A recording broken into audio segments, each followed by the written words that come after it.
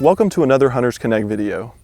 With such a variety of habitat and different decoys available to us as waterfowl hunters, it can be difficult to know where to start when setting a decoy spread. So today, we're going to talk to you about how to use visual signs from the birds when you're scouting, how to have the wind work for you instead of against you, and lastly, how to determine the size of your decoy spread and how that should adjust as you hunt later in the season. Before we dive into the design and layout of your decoy spread, we need to touch on finding the location where we're going to be hunting. Today we're going to be talking about setting up a decoy spread on open water. Now the design of your decoy spread is very dependent on the location where you're going to be hunting, so it's important to narrow down where we're going to be setting up the decoy spread to hunt. Now deciding where you're going to hunt is going to be dependent on your scouting results. No matter what type of water you're looking to hunt, it's important to scout beforehand so that you're set up to hunt where the birds already want to be. Now we'll go into the full details of scouting in another video, but it's important to take the time to figure out when and where the birds are moving throughout the season. This can be accomplished by going out to the different areas you're looking to hunt and scouting to see where the birds are moving. After you've narrowed down the locations that have the most birds and you're planning your hunt, it's important to look ahead to see what the weather conditions will be like for your hunt. Modifying your decoy spread according to weather conditions and wind can improve your chances of having more birds land into your decoy spread. Since waterfowl generally like to land into the wind, wind is an important factor to consider when setting out your spread.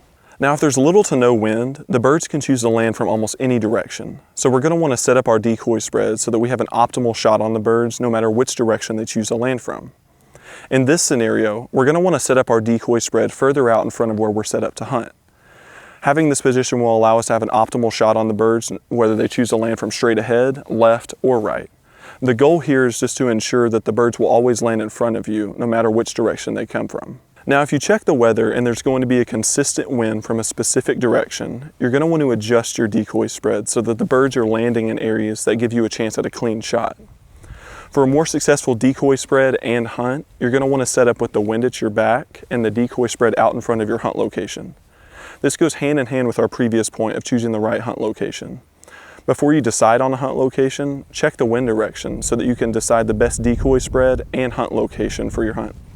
And with the wind at your back, you're going to want to set up the decoy spread in a V or W formation with the length of the decoys going away from you and the point of the V or W closest to your hunt location. Since the birds will naturally want to land into the wind and the wind is at your back, it will cause the birds to land in towards the point of the V formation that's closest to you. This decoy setup will give you the best chances at having the most birds land in your spread.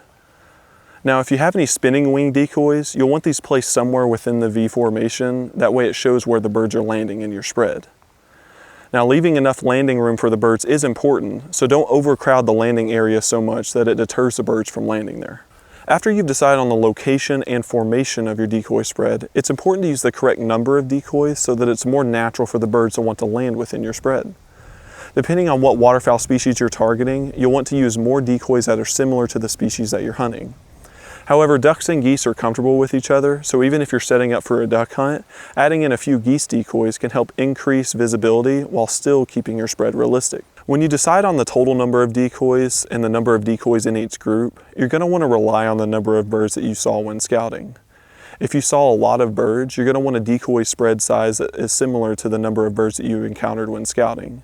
Same goes for smaller groups of birds. You don't want to overwhelm waterfowl with a large group of decoys if you frequently encountered smaller groups of birds when scouting. As the season continues on, you're going to want to adjust your decoy spread to how the birds react later in the season. In the earlier season, the birds haven't necessarily seen as many decoy spreads, so they might not look into things as much when they're choosing an area to land.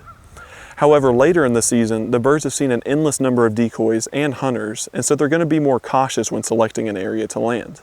Sometimes in the later season, you're going to want to have more motion in your decoy spread with motion decoys so that it looks more realistic and active from above. Again, you're going to want to rely on what you encountered when scouting. In the later season, birds can begin to pair off, causing the size of groups to decrease. So you're going to want smaller clusters of decoys within your decoy spread so that it resembles what's naturally occurring. Conversely, if you're hunting larger water bodies and you see larger groups flying overhead, you're going to want a larger, more active decoy spread so that you can get their attention from above. There is never a surefire or proven decoy spread that's going to work every time, but you can maximize your success in the field by utilizing some of these tactics. Remember to pay attention and scout to learn bird movement patterns so that you can adjust your decoy spread accordingly and have a more natural and realistic decoy spread that draws in more birds. Scouting and planning strategically will always help increase your odds to have a better waterfowl hunt and to be a more successful hunter. As always, for more helpful waterfowl tips, visit Hunters Connect YouTube channel or check out our Instagram. Thanks for watching.